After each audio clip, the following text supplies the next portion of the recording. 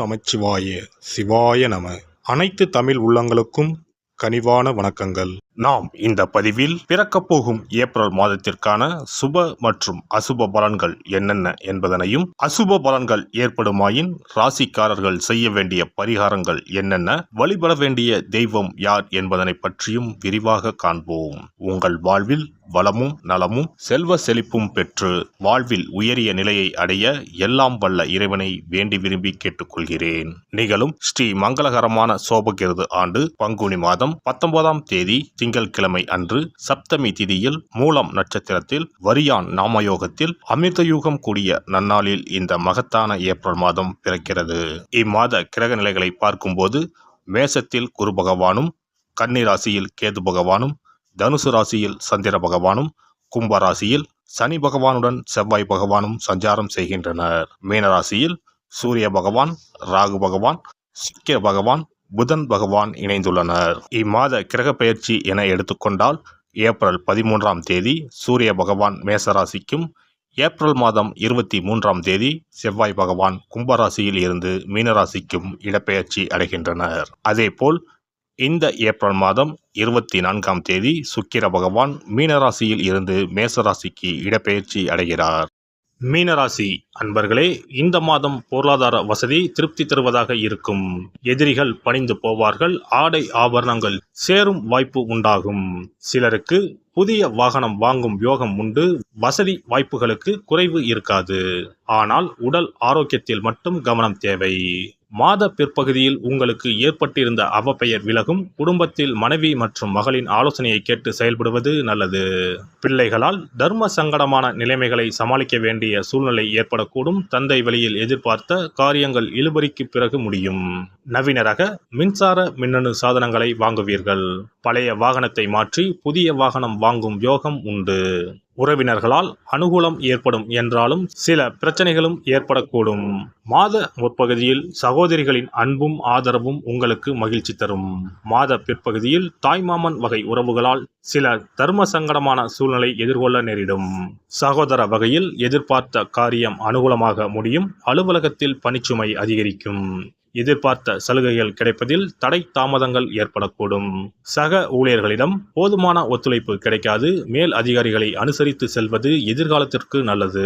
தொழில் மற்றும் வியாபாரத்தில் எவ்வளவு உழைக்கிறீர்களோ அவ்வளவுக்கு லாபம் கிடைக்கும். பற்று வரவு சுமூகமாக நடைபெறும். மறைமுக போட்டிகளை முறியடிப்பீர்கள். சக வியாபாரிகளுடன் இணக்கமாக பழகுவது நல்லது. குடும்பத்தை நிர்வகிக்கும் பெண்களுக்கு சற்று சிரமம் தரும் மாதமாக இருக்கும். ஆனாலும் பெரிய அளவில் பாதிப்பு எதுவும் இருக்காது. அலுவலகம் செல்லும் பெண்களுக்கு அலுவலகத்தில் பணிச்சுமை அதிகரிக்கும். கலைத்துறையினருக்கு கொடுக்கல் வாங்கலில் இருந்த பிரச்சனைகள் தீரும். நீண்ட நாளாக இருந்த கஷ்டங்கள் நீங்கும். எதையும் செய்து முடிக்கும் சாமர்த்தியம் உண்டாகும். அரசாங்கம் மூலம் லாபம் ஏற்படும். வெளியூர் அல்லது வெளிநாட்டு பயணம் சாதகமாக இருக்கும். அரசியல் துறையினர் வாக்கு வன்மையால் எதையும் சாதித்துக் கொள்வீர்கள். புதிய பதவி, புதிய பொறுப்புகள் ஏற்படலாம். மேலிடம் கொடுத்த வேலையை செய்து முடித்து அவர்களின் நன்மதிப்புக்கு ஆளாவீர்கள். மாணவர்கள் புத்தி சாதுரியத்துடன் நடந்து கொண்டு மற்றவர்களின் பாராட்டை பெறுவீர்கள். கல்வியில் மேன்மை உண்டாகும். நட்சத்திர பலன்கள். பூரட்டாதி 4ஆம் பாதம். இந்த மாதம் விரும்பியது கிடைக்க கூடுதல் முயற்சி தேவை. பண வரத்து அதிகரிக்கும். பயணம் மூலம் லாபம் கிடைக்க பெறுவீர்கள். புதிய நபர்கள் நட்பு உண்டாகும். வாகனம் மூலம் லாபம் வரும். அரசாங்கம் தொடர்பான காரியங்களில் சாதகமான பலன் கிடைக்கும். உத்திரட்டாதி நட்சத்திரம். இந்த மாதம் பல விதத்திலும் புகழ் கூடும். மற்றவர்கள் பிரச்சனைகளில் வாதாடி வெற்றி பெறுவீர்கள். தொழில் வியாபாரத்தில் இருந்த போட்டிகள் விலகும். பழைய பாக்கிகள் வசூலாகும். வியாபாரம் விரிவாக்க செய்ய தேவையான பண உதவி கிடைக்க பெறுவீர்கள். உத்தியோகத்தில் இருப்பவர்களுக்கு நிலுவையில் இருந்த பணம் வந்து சேரும். மேல் அதிகாரிகளால் உதவிகள் கிடைக்கும். சக ஊழியர்கள் மத்தியில் இருந்து வந்த எதிர்ப்புகள் நீங்கும். ரேவதி நட்சத்திரம். இந்த மாதம் குடும்பத்தில் மகிழ்ச்சி நிலவும். உறவினர்கள் வருகை இருக்கும். திருமணம் போன்ற சுபகாரியம் நடக்கும். நிலம், வீடு மூலம் லாபம் கிடைக்கும். கணவன் மனைவிக்கு இடையே நெருக்கம் அதிகரிக்கும். சுவையான உணவுகள் கிடைக்கும். மனோபலம் கூடும். வியாழக்கிழமையில் முல்லை மலர் சாற்றி தட்சிணாமூர்த்தியை வழிபடுவது கடன் பிரச்சனையை தீர்க்கும். செல்வம் சேரும். சிறப்பு பரிகாரம். கடன் சீக்கிரம் அடைபட செவ்வாய்க்கிழமை இந்த எளிய பரிகாரம் செய்யுங்கள். முருகப்பெருமான் உடனே ஓடி வந்து உதவுவார். செவ்வாய்க்கிழமை அன்று சில எளிய பரிகாரங்களை செய்வதால் விரைவில் கடனை அடைத்து விடலாம் என நம்பப்பட்டு வருகிறது. செவ்வாய்க்கிழமையின் சிறப்புகள் பற்றி காண்போம். எவ்வளவு சம்பாதித்தாலும் வரவும் செலவும் சிலருக்கு சரியாக இருக்கும். சேமிப்பு என்பது உப்புக்கும் இருக்காது.